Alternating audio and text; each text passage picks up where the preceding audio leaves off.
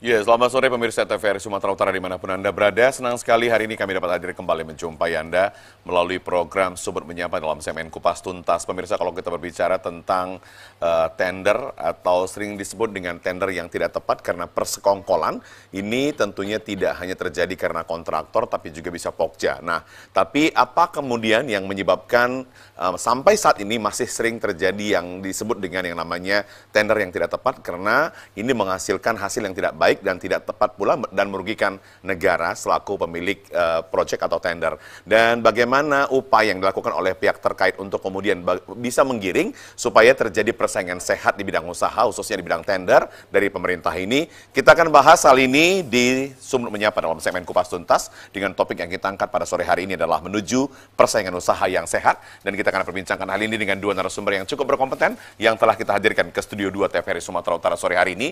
Langsung saja pemirsa, saya akan perkenalkan satu persatu. Yang pertama sudah bersama kita Kepala Kanwil 1 KPPU, ada Bang Rido Pamungkas. Selamat sore Bang Rido, apa kabar? Selamat sore Bang Ferry. Kemudian ada juga Bapak Victor Sinaga, Wakil Ketua 3 DPD Himpunan Pengembangan Jalan Indonesia. Apa kabar Bapak? Sehat. Sehat. Baik. Kemudian dulu katanya pernah pensiunan PUPR ya, kementerian? Ya, saya pensiunan tahun 2017. Tahun 2017. Sampai sekarang masih berkarya. Masih berkarya. Luar biasa. Berarti banyak pengalaman yang bisa nanti ketika kupas tuntas Ya. di acara ini. Begitu ya Pak? Baik. Dan pemirsa, kami juga nanti memberikan kesempatan dan waktu kepada Anda untuk bertanya kepada kedua narasumber terkait dengan topik yang kita angkat. Adapun line telepon yang kami sediakan adalah di 0811 6100 386. Sekali lagi saya ulangi, 0811 6100 386 dengan topik yang kita angkat adalah menuju persaingan usaha yang sehat. Saya ke Bang Rido. Bang Rido, apakah sampai saat ini ada upaya pencegahan yang dilakukan supaya bisa menuju persaingan sehat, ya, usaha persaingan sehat begitu? Atau justru mungkin hanya menangani perkara begitu KPPU-nya? Ya, memang kalau secara umum tugas fungsinya KPPU ada dua secara umumnya, tindakan preventif dan represif. Oke. Tindakan preventif itu terkait dengan memberikan saran kepada pemerintah, termasuk bagaimana kita memberikan dari hasil penanganan perkara kita selama ini terkait tender misalnya, kita memberikan masukan juga kepada LKPP, bagaimana kemudian mereka juga ini jadi masukan dalam menyusun saat ini draft undang-undang terkait pengadaan barang dan jasa. Yang kedua juga terkait dengan tindakan represifnya. Jadi di pasal kita di Undang-Undang 5 tahun 99, pasal 22, pelaku usaha dilarang bersekongkol dengan pelaku usaha lain atau pihak lain dalam rangka mengatur pemenang, sehingga mengakibatkan saingan usaha tidak sehat.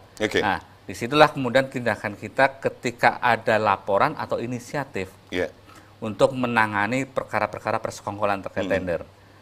Konsepnya ketika kita sebagai misalnya pemerintah ingin mendapatkan harga yang terbaik dengan servis yang paling bagus, maka yang kita butuhkan adalah kompetisi. Ketika peserta kontraktor itu melakukan berkompetisi, mereka pasti akan menawarkan harga yang mungkin serendah mungkin yang bisa dia tawarkan dengan servis yang bagus, artinya memenuhi persyaratan, sehingga pemerintah bisa mendapatkan keuntungan dengan mendapatkan harga dan yang terbaik. Tapi yang terjadi adanya indikasi persekongkolan, baik persekongkolan di antara para pelaku usaha, mereka melakukan kesepakatan harga mendekati HPS misalnya, atau dengan Pokja, sehingga pemerintah tidak mendapatkan harga yang terbaik. Tapi sebelum saya ke Pak Victor Sinaga, tapi kenapa ya fenomenanya ketika ada tender, ketika ada penawaran begitu ya, lelang, kenapa harga terendah terus yang biasanya dimenangkan begitu? Apa penyebabnya, Bang Rido? Itu tadi, karena konsep kompetisi sama ketika kita sebagai konsumen, ketika produsen itu berkompetisi, mereka akan menawarkan harga yang mungkin yang kompetitif, sehingga konsumen mendapatkan harga yang murah, pelayanan yang lebih bagus. Itu konsep berkompetisi. Nah, permasalahannya kemudian, apakah kemudian harga di bawah biaya produksi itu sehat? Tidak. Karena pasti produsen juga akan mengalami kerugian, dan itu ada motif lain. Misalnya menyingkirkan pesaingnya. Nggak mungkin dengan motif ekonomi pelaku usaha itu menawarkan harga yang rugi. Masalahnya pasti ada batasan harga yang menguntungkan tapi mampu dia kerjakan. Makanya kemudian di tender ada persyaratan, misalnya di bawah 80% dari HPS mungkin akan dievaluasi lagi. Sehingga inilah yang jadi seleksi, tidak semua harga termurah yang menang. Yang kedua ada persyaratan misalnya dengan penilaian yang kualitatif. Sehingga pemerintah pun bisa mendapatkan harga yang mungkin wajar, tapi kualitasnya juga bisa dipertanggungjawabkan. Dan inilah tugasnya Pokja dan PPK. Meyakini apakah si penawar itu mampu mengerjakan. Kalau harganya terlalu murah, kemudian tidak masuk akal, harus punya keberanian untuk membatalkan juga. Karena kita juga berharap kan pekerjaan akan selesai dikerjakan dengan cara mereka berkompetisi. Baik. Saya ke Pak Victor Sinaga. Pak Victor, apakah melulu kita katakan misalnya sudah pasti dengan tawaran yang rendah itu hasilnya akan baik begitu ya? Karena kan kalau kita lihat misalnya biasanya Pokja itu justru memenangkan orang-orang yang penawaran yang terendah begitu. Sejauh ini seperti apa? Selama ini bagaimana menurut Pak Victor? Baik, terima kasih. Jadi sebetulnya ada rule of game yang disiapkan oleh pemerintah dalam hal ini adalah Perpres. Seperti disebutkan oleh Bapak kita tadi, Pak Rio, bahwa ada ukuran ditetapkan bahwa pagu anggaran, owner estimate atau OE atau HPS atau harga perkiraan sendiri adalah harga yang sudah dihitung, dinilai, dibuat oleh si pemilik, owner. Dan mereka sudah mensurvei itu. Sehingga angka itu adalah angka yang paling wajar. Nah, ini ditawarkan kepada peserta lelang melalui satu sistem, melalui Pokja. Nah, kemudian Perpres mengatakan yang wajar itu 80% dari HPS. Nah, apabila terjadi penawaran di bawah 80%, seperti dikatakan Pak Ridho tadi, Perpres mengatakan wajib dipikirkan, wajib dievaluasi kembali. Karena apa? Kalau ada harga yang bisa melaksanakan pekerjaan itu di bawah 80%, berarti ownernya salah. Karena apa? Karena seolah-olah ada markup. Nah, disengaja di markup supaya dibanting ke bawah. Padahal sebetulnya kalau kita lihat bahwa si owner atau pemilik proyek itu sudah mengkaji, melakukan survei, menghitung. Karena pekerjaan ini kan goalnya adalah tepat waktu, tepat mutu, tepat volume. Ada mutu di sana, ada waktu, ada volume. Sehingga kalau kita melihat bahwa tender yang dimenangkan itu adalah harga terendah, menurut saya itu Pokjanya perlu melihat persyaratan di Perpres itu dikatakan bahwa pemenang adalah penawar terendah yang memenuhi syarat administratif dan syarat teknis. Bukan hanya pemenang terendah. Karena itu memenuhi syarat administrasi dan memenuhi syarat teknis. Syarat administrasi kan bisa kita lihat data perusahaannya, apakah dia punya pengalaman dan sebagainya. Kemudian syarat teknis, apakah dia punya peralatan dan sebagainya. Sehingga walaupun penawarannya terendah, tapi tidak punya pengalaman, tidak punya peralatan, ini bagi kelompok Pokja maksudnya, itu harus menilai kembali. Bahkan ada yang disebut klarifikasi. Klarifikasi sebelum diusulkan pemenang, biasanya si kontraktor penawar tadi ditanya, kenapa Anda menawar ini, kami membeli ini sebetulnya 10.000. Anda berani menawar 6.000, coba jelaskan. Nah, kalau si Pokja dalam meneliti atau mempertanyakan itu kepada si kontraktor tadi tidak yakin dan tidak pede bahwa penjelasannya benar, itu bisa dibuat sebagai dasar untuk mendelete dia atau membatalkan dia sebagai calon pemenang. Jadi pengalaman selama ini, Pak, saya sampaikan kepada kita semua di sini bahwa hal-hal semacam inilah yang membuat bahwa banyak pekerjaan itu tidak selesai. Kenapa? Banyak mangkrak. Atau mutunya berkurang. Atau volumenya berkurang. Inilah yang sedang terjadi, Pak. Oke. Ini yang disebut dengan fenomena mangkrak. Mangkrak di mana-mana begitu ya. Baik, Bang Ridho, kalau kita bicara tentang ada aduan ke KPPU katanya begitu. Kita tahu juga misalnya dari media sosial ada pengaduan dari pelaku usaha terkait dengan persaingan usaha yang tidak sehat. Nah, aduan-aduan seperti ini, aduan itu seperti apa sebenarnya, Bang? Apa yang menjadi dasar aduan itu masuk ke KPPU dan kemudian apa tujuannya pula begitu? Kalau memang paling banyak aduan ini terkait dengan persekongkolan tender. Biasanya ini pengalaman kita, pelaku usaha yang kalah dalam suatu proses tender mereka akan mengadu. alasan utamanya biasanya karena si pemenang itu dimenangkan oleh Pokja, atau dia seharusnya merasa dia menang tapi dikalahkan oleh Pokja. Jadi terkait dengan masalah bagaimana Pokja mengevaluasi. Dari kami kemudian juga melihat apakah di satu sisi itu terkait persekongkolan secara vertikal, apakah ada peran Pokja mengatur siapa yang menjadi pemenang, ada juga bagaimana hubungan dia dengan peserta lain. Dalam satu paket tender ini kan pasarnya itu, pasar tender ini seharusnya semua bersaing. Tapi kalau ada satu pemenang dan yang lain adalah orang yang dibawa oleh pemenang, misalnya dengan cara pinjam benderanya atau dengan cara mereka sudah bersepakat, akhirnya harganya kan juga bukan harga yang kompetitif. Nah, kita akan cek juga apakah mereka ada indikasi bersekongkol dengan peserta yang lain. Ya, kalau memang ada indikasi persekongkolan, kita akan cek juga minimal ada 2 indikasi. Misalnya dari kalau pengalaman kita, modus-modusnya, cara mereka membuat dokumen penawaran. Biasanya ada yang copy paste satu dengan yang lain. Kemudian dari jaminan penawarannya berurutan nomornya. Jadi ini mengindikasikan hanya satu yang mengurus atau bersamaan. Kemudian nanti kita cek juga dari metadatanya, dari IP address-nya. Kita minta juga nanti dari pihak LPSE untuk kita bisa mendownload dokumennya, untuk kita pelajari. Sehingga ketika ditemukan indikasi-indikasi itu bisa lanjut nanti tahap berikutnya. Baik. Pak Victor, bukankah baik adanya kalau misalnya ketika ada proses tender, ada yang kalah, ada yang menang, kemudian yang kalah ini mengadu ke KPPU, sehingga apa ini kan memberikan shock terapi kepada pemenang, sehingga apa dia akan berupaya bagaimana membuat supaya proyek yang dilakukannya lebih baik begitu, karena takut akan diperiksa begitu. Ya benar, di zaman Perpres lama diberikan kesempatan melalui sanggah, sampai kepada sanggah banding. Belakangan ini itu tidak diatur lagi.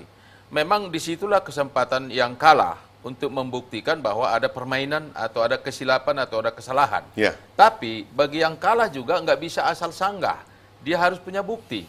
Artinya bahwa apakah di kontraktor yang menang itu yang melakukan manipulasi data, apakah di Pokjanya yang bermain dan sebagainya. Jadi pengalaman kita, saya ada 20 tahun waktu itu menjadi ketua panitia tender, kita disanggah, sebetulnya kita melihat sanggahannya memenuhi syarat apa tidak. Apakah kena di substansinya apa tidak. Apakah bukti-buktinya cukup apa tidak. Ya, tapi kalau memang sanggahannya itu benar dan bisa terbukti, dan itu betul-betul bisa dibuktikan, memang ada kemungkinan bahwa tender itu namanya bisa retender atau tender ulang. Artinya ada kesalahan, apa kesalahan di Pokja, apa kesalahan di kontraktor, dan lain sebagainya. Jadi menurut saya Pak, sanggahan itu memang perlu, sehingga ada kontrol, ada keseimbangan, supaya jangan setiap dimenangkan udah langsung dikerjakan. Sah. Nah, bisa saja yang namanya manusia ada silap Pak. Walaupun Pokja itu ya bisa saja silap, atau kontraktornya bisa saja silap. Jadi dengan adanya sanggah ini atau pengaduan kepada KPPU, itu membuat keseimbangan sehingga tender tadi betul-betul berjalan dengan baik. Menarik ini topik kita. Bang Rido, apakah pernah orang yang kalah tender kemudian mengadukan ke KPPU, akhirnya dia menang? Setelah pesan-pesan berikut ini, tetaplah bersama kami di Sumut Menyapa pemirsa.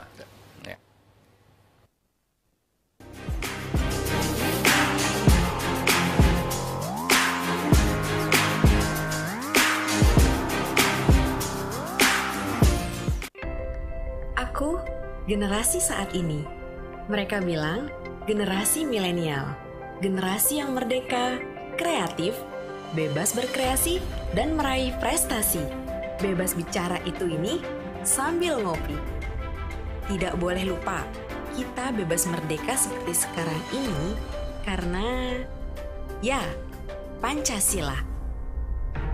Sebelum Indonesia merdeka, tahun 1934-1938, di masa pembuangannya di kota Ende, Nusa Tenggara Timur, Soekarno, dalam kesendirian, semangat perjuangan selalu menggelora di dadanya. Dia selalu duduk di bawah pohon, dekat rumah pengasingannya. Tak henti memikirkan Indonesia, Disinilah ide besar lahir tentang rumusan Pancasila sebagai ideologi negara. Pancasila tidak lahir sendiri, melewati proses panjang, dilandasi semangat perjuangan bangsa Indonesia. Sejarah perumusannya melewati 3 proses besar, sampai dinamakan Pancasila, yakni rumusan konsep Soekarno yang dibacakan pada sidang BPUPKI 1 Juni 1945, rumusan Panitia 9 yaitu Piagam Jakarta 22 Juni 1945, dan rumusan pembukaan Undang-Undang Dasar 1945 disahkan oleh PPKI 18 Agustus 1945. Rangkaian dokumen sejarah ini dimaknai sebagai proses kelahiran Pancasila. Sebagai ideologi bangsa, Pancasila mendapat banyak tantangan di era keterbukaan informasi. Kita harus merasakan semua nilai kebaikan yang terkandung di dalamnya. Karena Pancasila untuk Indonesia hari ini, esok, dan masa yang akan datang.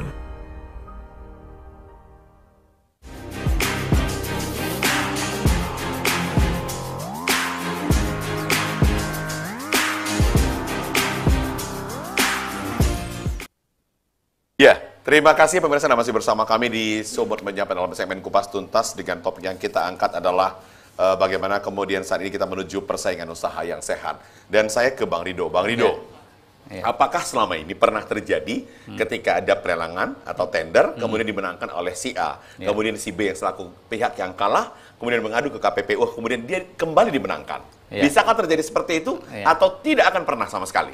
Okay. Ini makanya ini hal yang berbeda tadi dengan sanggah. Kalau sanggah mungkin bisa jadi dia akan dimenangkan.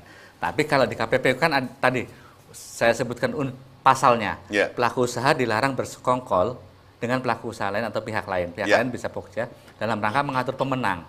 Berarti sudah ada pemenangnya. Pemenangnya itulah yang kemudian dilaporkan oleh yang biasanya oleh yang kalah. Motifnya bukan untuk agar dia menang, karena tender tetap berjalan dan KPPU tidak bisa membatalkan tender. Bukan ranahnya KPPU membatalkan tender. PPK atau Pejabat Berkomitmen, yang bisa membatalkan tender. Jadi, tapi kalau memang tendernya itu belum ada pemenangnya dan tender ulang, nggak bisa juga dilaporkan ke KPPU karena belum ada pemenangnya. Kalau tender ulang juga nggak bisa. Makanya setelah ada pemenang. Nah, harapannya si pelapor biasanya untuk tender berikutnya dia bisa lebih terbuka, lebih kompetitif nantinya. Atau memang kita tidak pernah tahu motif di belakang laporan itu ya. Bisa saja itu sebagai bergen juga, kita nggak tahu juga di belakang itu apa. Atau karena kecewa, sehingga dia melapor. Nah, tapi yang pasti tidak dalam rangka kemudian dia melapor agar dimenangkan di tender tersebut. Baik. Pak Victor, apakah memang saat ini tender-tender ini sekarang sudah lebih kompetitif gitu ya, lebih kompetitif. Kemudian Pokja ini pun sudah lebih hati-hati begitu. Kenapa? Karena kan banyak cara orang sekarang untuk melakukan pengaduan. Kan masyarakat juga punya hak untuk mengadukan kalau misalnya nanti ketika dalam perjalanannya bisa diadukan bukan hanya kontraktornya, tapi kemudian Pogjanya juga bisa begitu. Nah, sebenarnya bagaimana Pak? Apakah kemudian Pokja ini memang harus berhati-hati atau memang sampai sekarang masih ada Pokja-Pokja yang nakal loh gitu menurut Bapak? Terima kasih. Ini menurut Bapak gitu, artinya pandangan saja begitu. Kita tidak menuduh begitu. Terima kasih Pak. Jadi pengalaman yang saya lihat belakangan ini memang Pokjanya masih banyak yang kurang memahami tugas mereka. Karena apa? Karena seperti saya katakan tadi, goal kita adalah pekerjaan itu, apakah konstruksi, apakah pengadaan barang dan sebagainya, harus selesai tepat waktu, tepat mutu, tepat volume. Tapi kenyataannya kita lihat, satu barang dimasukkan dalam satu proses Pokja, keluarannya tidak selalu mencapai tujuan yang disampaikan oleh si PPK atau si owner tadi. Kenapa? Karena menurut saya, kejadian-kejadian yang terjadi belakangan ini, ada kontraktor yang lari, ada kontraktor yang tidak bisa. Kalau kita lihat Pak ya, biasanya kan kontraktor itu adalah aset pemerintah. Di mana ada kontraktor di Sumatera Utara ini yang ada peningkatan investasinya. Bahkan kalau kita lihat peralatan-peralatan mereka masih seperti peralatan yang dibeli 20 tahun yang lalu. Ini menunjukkan bahwa mereka tidak bisa meningkatkan kemampuan. Ini menunjukkan bahwa mereka tetap kalah dalam persaingan. Atau artinya terpaksa menang dengan harga yang paling rendah. Sebetulnya Perpres kan mengatakan diberi kesempatan memberikan keuntungan kepada kontraktor itu 10-15%. Tapi karena persaingan yang begitu luar biasa ini dan tidak baik, mereka terpaksa mencucuk di bawah. Yang penting dapat kerja dulu. Yang penting dapat kerja dulu, masalah untung nantilah. Sehingga kalau kita lihat mutu pekerjaan di lapangan sering terjadi masalah-masalah bahkan sampai masuk ke APH. Nah, ini menunjukkan bahwa sebetulnya kita sampaikan kepada pihak-pihak yang terkait, apakah Pokja, apakah kontraktor, apakah owner, mereka kembalilah kepada apa yang disebutkan ada rupa, ada harga. Artinya barang yang bagus itu tidak pernah murah harganya, udah pasti. Dia pasti punya alat, punya bahan, metode yang bagus. Tapi kalau ada orang yang menawarkan saya sanggup 65%, 70%. Di sini Pokja kita lihat masih gamang, belum berani. Sehingga apa yang kita sebutkan tadi tujuan atau goal dari pengadaan barang jasa itu masih belum sempurna atau masih belum banyak yang bisa tercapai sesuai dengan yang digariskan. Tapi yang mau saya tanyakan lagi nih, sebentar dulu ya, Bang Rido. Saya ke Pak Victor. Pak Victor, apakah pernah ada contoh misalnya kontraknya ini, kita katakan misalnya 1 triliun begitu. Ada orang yang memang berani 1 triliun gitu loh. Saya cuma berani 1 triliun gitu loh. Kenapa? Memang itu sudah pas perhitungannya. Atau memang setiap setiap kontraktor itu akan di bawah 1 triliun itu begitu? Iya, biasanya. Jadi kalau ini kan si kontraktor dan si owner ini sama-sama orang pintar, Pak. Artinya kalau analisanya jelas, jenis pekerjaannya jelas, tujuannya jelas, sama-sama engineer, sama-sama orang pintar pasti melihat yang sama. Artinya kalau owner menghitung berdasarkan survei segala macam mengatakan paket itu 1T, si kontraktor juga kurang lebih seperti itu, Pak. Nggak mungkin dia 500 juta, 500 miliar saya bisa tawar. Itu menurut saya sesuatu yang sangat perlu dipertanyakan. Nah, jadi kalau tender yang bagus sebetulnya itu makanya dikatakan di Perpres di angka 80%. Jadi ada juga kontraktor yang menawar HPS-nya 1T, dia menangkan di 990 miliar. Karena apa? Kalau di Laga, Pak, penawaran dengan HPS di cross check seimbang dan sesuai. Dan kalau kita lihat hasil kerjanya pun pasti bagus. Kenapa? Karena si kontraktor tadi, maaf cakap ya, dia tidak akan mengurangi volume, dia tidak akan mengurangi mutu, dan sebagainya, dan sebagainya. Tapi pernah tidak, Pak, contoh misalnya, nilai kontrak itu 1 triliun atau 900 sekian miliar begitu. Tapi dalam perjalanannya ketika itu proyek bisa mangkrak gitu. Kenapa? Karena ternyata tidak sesuai perhitungan begitu. Bisakah kemudian itu naik anggaran lagi atau itu akan dibebankan ke kontraktor begitu, Pak? Ya, biasanya kalau terjadi perubahan di selama pelaksanaan pekerjaan, itu bisa saja seperti ini, Pak. Ketika kita terjadi krisis moneter tahun 98, banyak proyek yang harus diputus di tengah jalan. Karena waktu itu dolar dari 2.500 menjadi 15.000. Atau sebaliknya, pada tahun 89 kalau nggak salah, harga aspal meningkat, khususnya pekerjaan jalan. Itu yang bisa terjadi. Kalau hal itu terjadi, mungkin yang seperti Bapak katakan bisa diterima. Tapi kalau inflasi yang ditetapkan pemerintah rata, itu pasti tidak akan terjadi, Pak. Baik. Itu berarti sudah ulah daripada kontraktor. Betul. Baik. Bang Rido, kalau ada aduan ke KPPU, apakah biasanya bisa diselesaikan dengan tuntas di KPPU atau justru nanti ada upaya pelaku usaha ini akan mencari jalan yang lain begitu? Jadi memang KPPU ini kan di pengadaan itu aspeknya aspek di persaingan usaha. Kalau pidana itu udah ada APH yang lain, ada polisian, kejaksaan.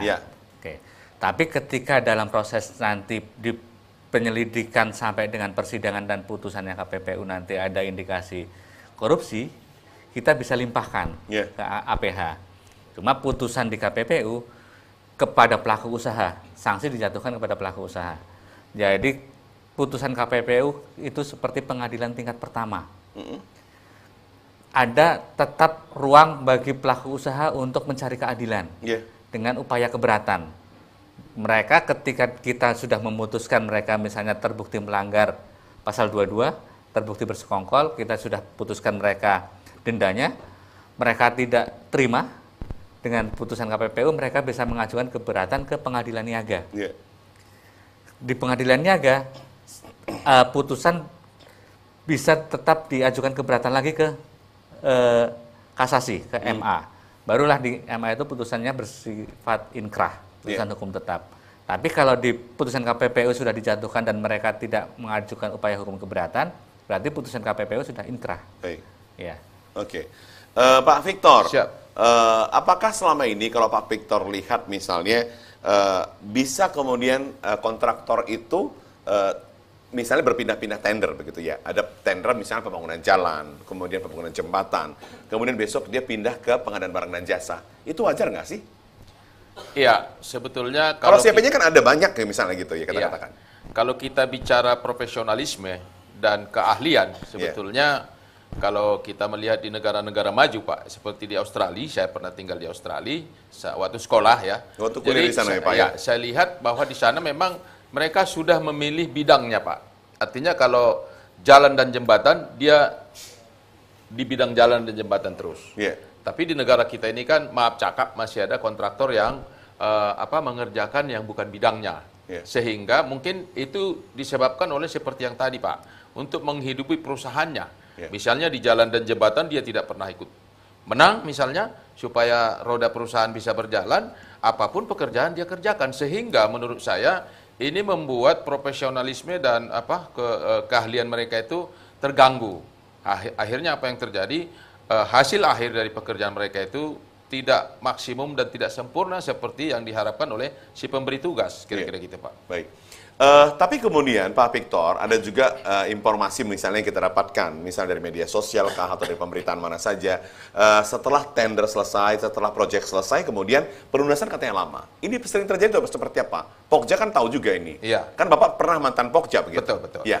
Apa yang menyebabkan ini? Karena mungkin disengaja dilama-lamakan kah? Atau masih dalam proses pemeriksaan begitu, Pak? Iya, sebetulnya ada dua kemungkinan seperti yang Bapak katakan tadi. Ada istilah diperlama-lama juga, ada juga perlu pemeriksaan yang agak lama. Untungnya di mana, Pak Victor? Ya, itu tadi yang saya katakan tadi, sebetulnya kan semua stakeholder itu harus sudah ahli di bidangnya. Artinya kalau dikatakan di bidang konstruksi, jalan dan jembatan, sebetulnya orang-orang yang ada di situ haruslah orang-orang yang paling mampu, paling tahu dan paling mengerti tentang pekerjaan itu. Tapi itu jarang bisa dikatakan sempurna karena mereka di situ itu tidak seperti itu kenyataannya. Maka terjadilah seperti tadi yang Bapak katakan itu. Jadi ini perlu dibenahi seperti saya katakan tadi, Pak. Sebetulnya kontraktor kita ini kan adalah investasi pemerintah ini kan. Aset pemerintah. Aset pemerintah begitu tapi kalau kita lihat kontraktor kita mungkin 20 tahun belakangan ini jarang kontraktor kita yang bisa leading, beli alat baru, meningkatkan kemampuan dan sebagainya. Dari sini bisa kita baca bahwa memang mereka itu lepas-lepas makan saja, Pak. Atau karena banyaknya tumbuh atau banyaknya hadir kontraktor-kontraktor baru kali begitu, Pak. Kalau kontraktor yang baru kemudian yang punya channel begitu. Kontraktor baru silakan saja, Pak. Tapi kembali yang Bapak katakan tadi, masalah channel atau tidak channel, sebetulnya yang paling penting adalah Pokja. Pokja itu menentukan begitu. Ini punya pengalaman nggak gitu ya? Ya, karena saya pernah dulu, Pak, maaf cakap ya, ini saya udah lepas dari pegawai negeri. Ya, saya terpaksa melawan komandan saya. Karena dia memerintahkan aturan B jadi A. Saya tetap kepada pendirian bahwa dia tidak bisa dimenangkan. Walaupun itu resiko jabatan? Resiko jabatan. Ya, tapi Pokja sekarang mungkin takut. Ya. Nah, ini sebetulnya kembali kepada Pak, integritas pribadi. Hati dan nurani. Baik. Saya ke Bang Rido. Bang Rido, kalau kita lihat kan memang Abang kan selaku Kanwil ya, untuk beberapa membawahi Aceh, Sumatera Utara, Sumbar, Kepri, dan Riau. Dari beberapa 5 provinsi ini, yang paling banyak permasalahan di mana? Sumatera Utara kah? Ya, dari tahun ini 35 laporan, 24 dari Sumatera Utara. Nah, jadi memang masih paling banyak. Ya hampir berapa persen itu ya? Hampir 99. 24 lah dari 35. Dan memang permasalahannya ya beragam lah, dari banyak kabupaten kota pun ada, di kota Medan pun ada, provinsi pun ada, APBN ada, APBD juga ada. Ya. Dan modusnya bermacam-macam.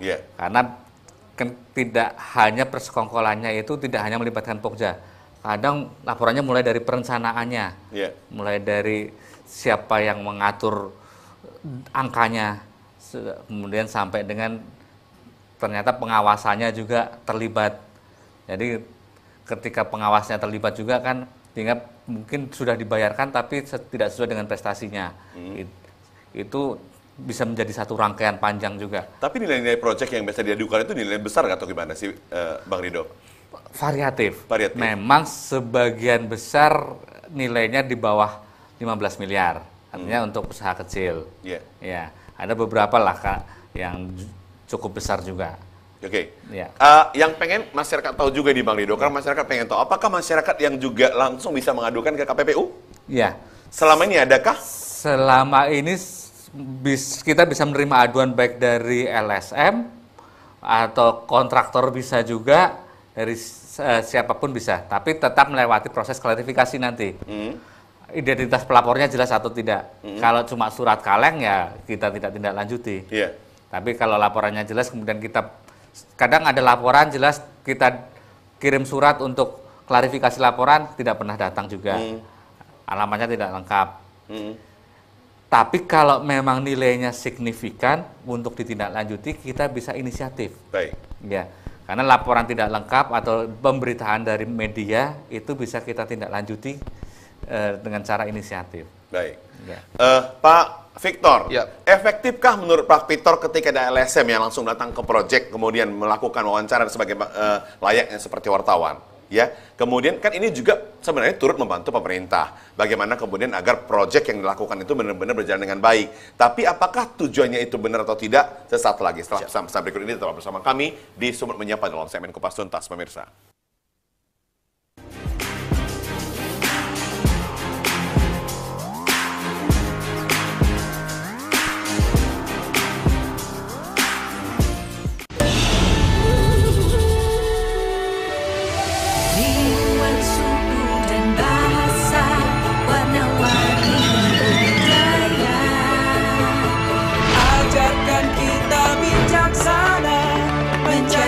Indonesia Raya. Ayo benar kita bersyukur, rakyat terus bersatu padu, pemerintah yang adil dan jujur, pimpin negaraku maju. Ayo mama, jangan marah beta, dia cuma pegang beta.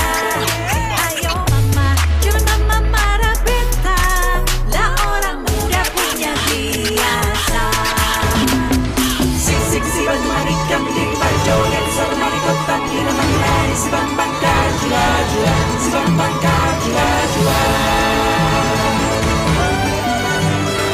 Hey yo, ya ya ya yo, dari Aceh hingga Papua, kita semua bersaudara, bekerja dan berdoa, bangga dan bersahaja untuk Indonesia Raya. TVRI, media nomor satu rasa.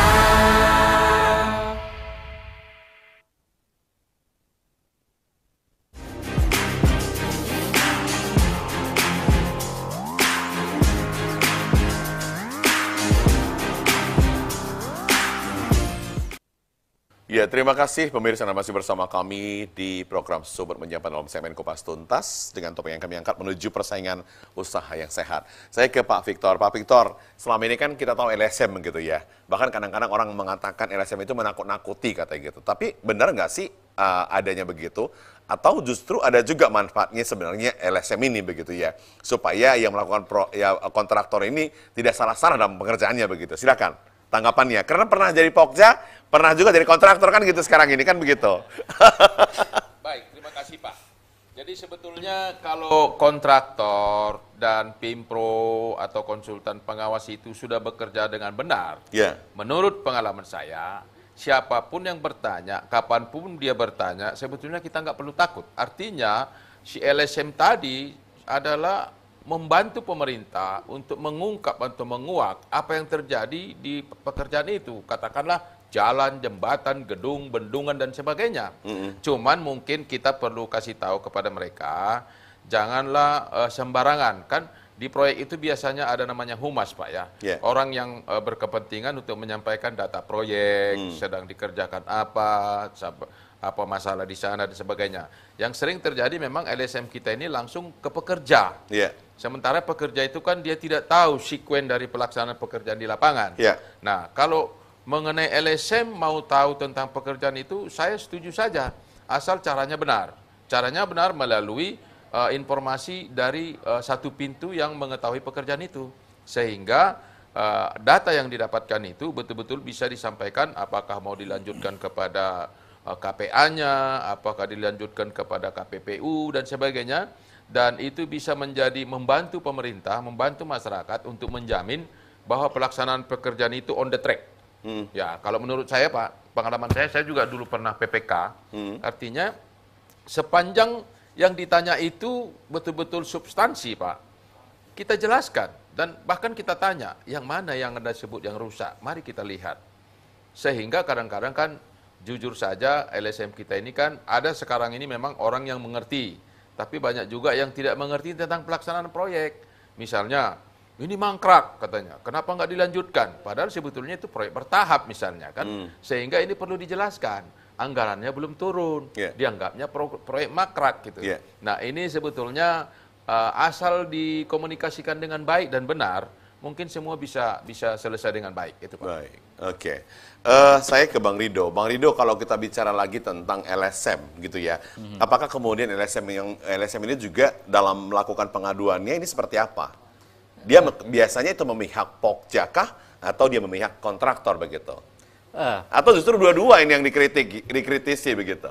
Iya, biasanya memang mereka akan kontra dengan pihak pemenang atau dengan Pokjanya, atau pihak yang punya kerjaan dinas ya. Yaitu saya sepakat dengan Pak Victor. Artinya ketika tidak ada permasalahan, sebetulnya mereka pun tidak punya bahan untuk melaporkan ke kita. Karena ada kecurigaan, makanya mereka punya bahan. Dan kita tindak lanjuti pun akan semakin kelihatan kalau semakin gelisah yang kita periksa itu. Sehingga ini pasti ada permasalahan, baik itu indikasi persekongkolan atau indikasi yang lain. Oke, baik. Pak Victor, satu proyek, nilai yang apakah nilai pencairan nilai pertama, nilai uang pertama itu sudah menurut Bapak layak sekarang ini persentasenya? Mengenai sistem pembayaran. Ya, sistem pembayarannya apakah sudah layak begitu ya? Jadi sebetulnya Pak, karena saya pernah jadi PPK, jadi ketika mulai dilaksanakan pekerjaan itu kan ada segitiga emas di lapangan Pak. Project Manager atau PPK, kemudian General Superintendent atau kontraktor, Supervision Engineer adalah konsultan. Ketiga unsur ini, ketiga orang ini adalah orang yang paling tahu dan paling mengerti tentang pelaksanaan pekerjaan itu. Contoh, tanda tangan kontrak, kemudian mulai kerja. Kemudian setiap pekerjaan itu kan ada namanya SOP. Nah, sebelum kerja dia permisi dulu. Saya mau kerja menggali di sana, alat saya ini, buruh saya ini. Kemudian konsultan melihat, betulkah alatnya sudah datang, betulkah galian itu diizinkan dan sebagainya. Kemudian diizinkan. Sesudah dikerjakan, kita menghitung, tiga turun.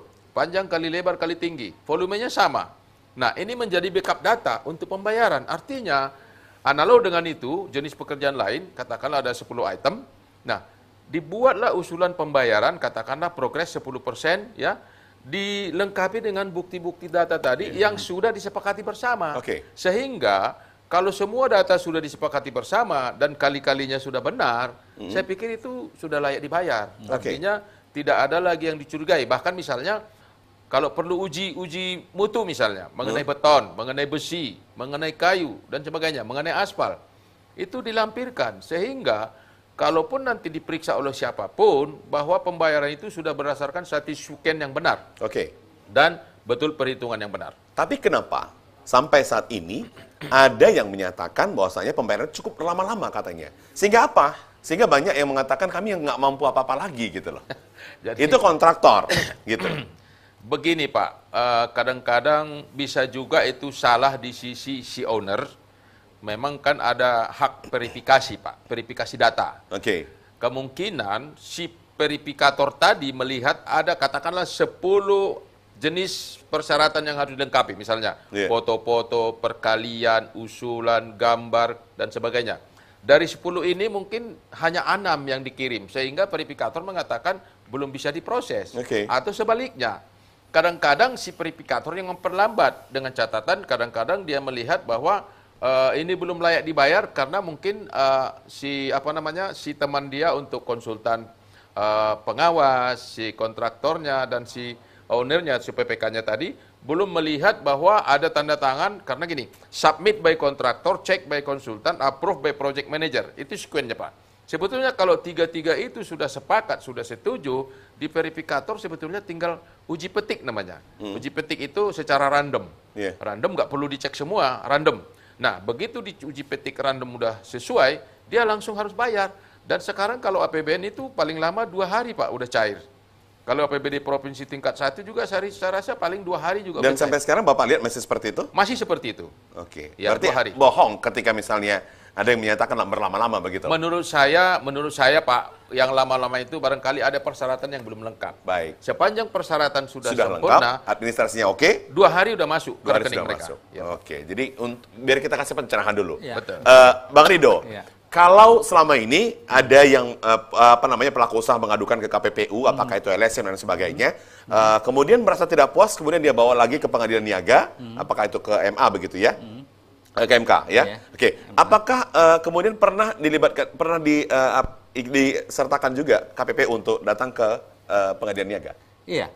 Jadi ketika putusan KPPU kemudian diajukan keberatan, KPPU sebagai pihak nantinya. Sebagai pihak? Iya. Nanti antara pihaknya berarti KPPU dengan yang mengajukan keberatan. Hakimnya adalah pengadilan niaga. Di situ akan terjadi juga pertarungan gagasan lagi. KPPU meyakini putusannya, mereka meyakini bahwa putusan KPPU salah. Itu yang nanti diputuskan oleh pengadilan niaga. Prosesnya lama? Kalau di pengadilan niaga itu antara 3 sampai 7 bulan. 3 sampai 7 bulan? Iya. Menyita waktu sekali begitu ya? Iya, prosesnya memang agak lama juga proses sampai satu perkara itu putusannya inkrah. Ya. Satu perkara 1 sampai 7 bulan. Menurut Pak Victor, ini buang-buang waktu tuh kita harus cari pokja lain begitu. Sebetulnya ini saya bukan menggurui Pak ya, bukan menggurui. Ya, saya lihat kalau sampai 7 bulan memang ya udah terlalu lama Pak. Tapi kenyataannya kan begitu Pak Victor. Benar. Apakah ini tidak disuarakan begitu? Supaya apa? Artinya tidak juga mengganggu pekerjaan, nggak berlama-lama begitu. Ya, makanya barangkali KPPU atau pihak yang berkompeten lainnya bisa melihat dan mencari terobosan apakah perlu shortcut sehingga yang 7 bulan tadi bisa hanya 10 hari misalnya, sehingga orang yang berperkara tadi ya tidak menunggu begitu lama, kadang-kadang sampai lupa dia perkaranya entah udah di mana. Tapi Pak Rido, apakah kemudian walaupun misalnya biasanya yang masuk ke pengadilan niaga itu biasanya 1 sampai 7 bulan, tetapi memang penyelesaiannya biasa 2 bulan juga sudah selesai begitu yo. Biasanya seperti apa nih Pak Rido? Pada umumnya bagaimana? Tergantung besar kecilnya perkara. Kasusnya, dan rumit tidaknya. Cuma kan tadi kalau di KPPU kan dari proses penyelidikan, pemberkasan sampai persidangannya ranahnya KPPU. KPPU lah yang mengatur, mulai termasuk ada shortcut-nya juga. Ketika pelaku usaha mengaku, kemudian proses persidangannya juga dipersingkat. Langsung ke putusan. Tapi kalau pengadilan niaga bukan ranahnya KPPU. Itulah ranahnya hakim pengadilan niaga. Nah, memang kenapa cukup lama juga waktu buat pengadilan niaga itu menilai, itu juga menjadi tantangan bagi KPPU untuk memutuskan seobjektif mungkin. dengan harapan putusan di pengadilan niaga atau di MA bisa tetap dimenangkan. Iya. Kasus perkara yang berat misalnya yang melibatkan banyak pelaku usaha dan nilainya cukup besar, misalnya kartel minyak goreng kemarin. Ya, itu cukup mungkin akan meminta banyak waktu karena membutuhkan banyak ahli. Tapi kalau terkait persekongkolan tender, saya rasa tidak lama. Tidak lama begitu karena sudah berulang kali terjadi dan itu jadi perkara klasik lah di KPPU. Pak Victor, supaya memang kita bisa menuju persaingan usaha yang sehat, kemudian apa yang diharapkan pemerintah bisa tercapai begitu ya. Yang masing-masing harus dipahami oleh Pokja, baik itu kontraktor apa sih sebenarnya, atau justru kedua ini sudah paham, tapi bagaimana kemudian mencari celah supaya dua-dua dapat untung. Apakah itu masih ada sampai sekarang?